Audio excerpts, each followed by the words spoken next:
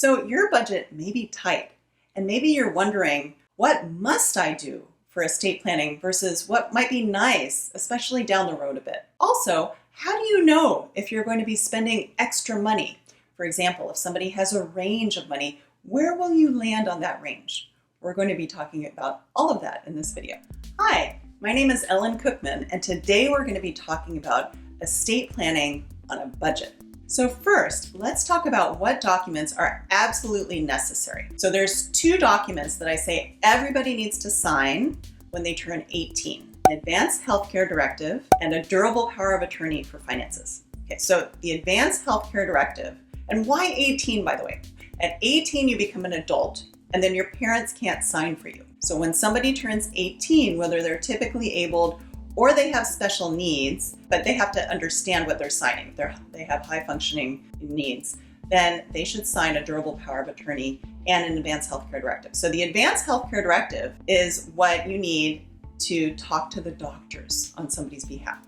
All right, so I would sign my advanced healthcare directive, name my husband, and if I'm unconscious and in the hospital, my husband can go and talk to the doctors. I also specify what I want done with healthcare decision making and what I don't want done. And everybody has different ideas for this, so you can write that in your healthcare directive. A good healthcare directive should also include what we call a HIPAA waiver. This is a Health Insurance Portability and Accountability Act waiver. So basically you're waiving your right to privacy on behalf of my husband, so he can access my medical records. So that healthcare directive, everybody should have one. There are statutory forms in California where you can fill them out and sign it in front of a notary and you're done, all right? So that's actually not something that most people need an attorney for. So the next one that I talked about is a durable power of attorney for finances. So this is if you have a bank account and you get into a car accident and you can't access that bank account, but somebody needs to pay all of your bills, all right? That person would use the durable power of attorney to go talk to the bank to be able to sign on your behalf. Let me just mention, if you don't have a healthcare directive or a durable power of attorney signed in front of a notary, all right, or in front of two witnesses sometimes, then you might need to get conserved if later on you lose your capacity. So everybody needs a durable power of attorney for finances. And this, you also can find California statutory forms online. So that one should go in the column of most important and cheapest to get. In fact, it can be free. Okay, so the next thing we should talk about is what if you have minor children? All right, if you have a child who's under age 18, then you need to nominate a guardian. And you can do this in a straightforward one-page document where you basically nominate a temporary guardian, or you can put this in your will. So you can do a simple will if you have under $184,000, approximately that much, and I'll circle back to that, okay? You could do a simple will, and you could name in the will who you want to act as guardian. Now, bear in mind, there's always going to be a court hearing for that, all right? So you do have to talk to the judge, or somebody else would, and say why they think they're the appropriate guardian. But the judge typically listens to your nomination, okay? So you want to nominate guardians for your minor children. Also, if you have a child with special needs who's under a limited conservatorship, you'll want to nominate a successor conservator for them, and you can also do that in the wills. So now let's talk about your stuff, your money. What do you need to protect your stuff? Well, for your retirement accounts and life insurance, you need to make sure that your beneficiary designations are updated, all right? And this is something you can do by yourself. Again, this is free. The stuff that we've been talking about so far, I think it's good to consult with an attorney, but if you're really strapped for money, typically these are things that you can do yourself. So you would contact the entity where your retirement accounts are held and your life insurance is held, and you update the beneficiary designation.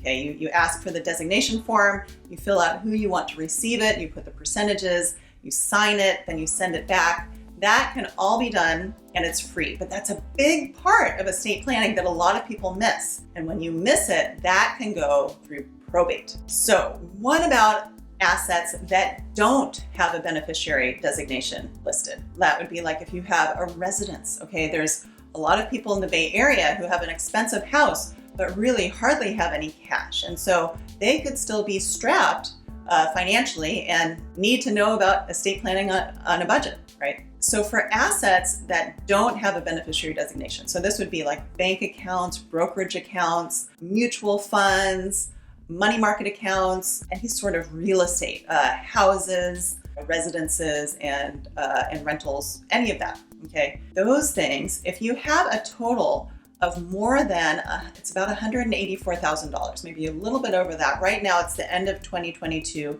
and the amount keeps increasing. It was stuck at $150,000 for a long time.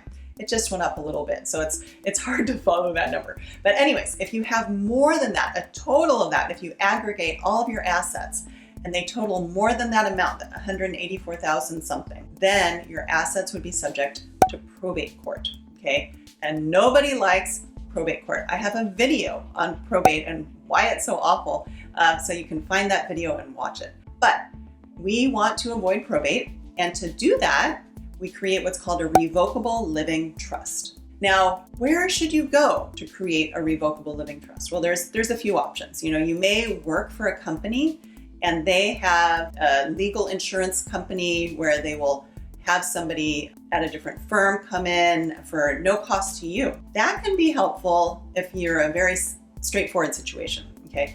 If you have any complex situations, usually it's not covered through that. I mean, they'll write up something, but you don't know if it's right. And just to support those attorneys, I don't take this type of insurance, but most attorneys only get paid about $800 per plan, and you can't live on that.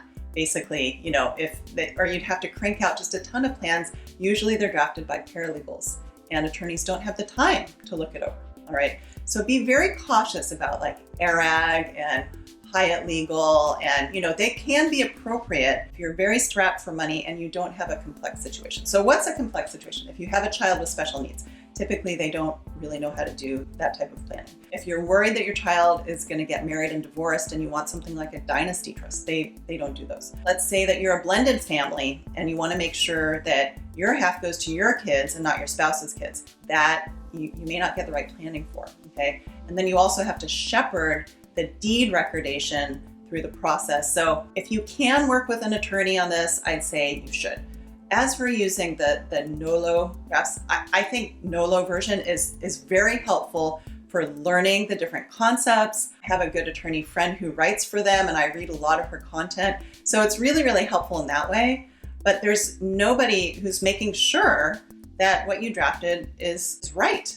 And sometimes you won't find out for 30, 40 years, and then it's a complete mess, right? So that's why I say that's something to really spend money on, okay? You get a revocable living trust, and then when you do that, you also get a pour over will, which is kind of a cleanup document, but you can also nominate guardians in that. So you can do everything all at once, which is usually what I prefer and what I recommend. Okay, so how much would a typical trust cost?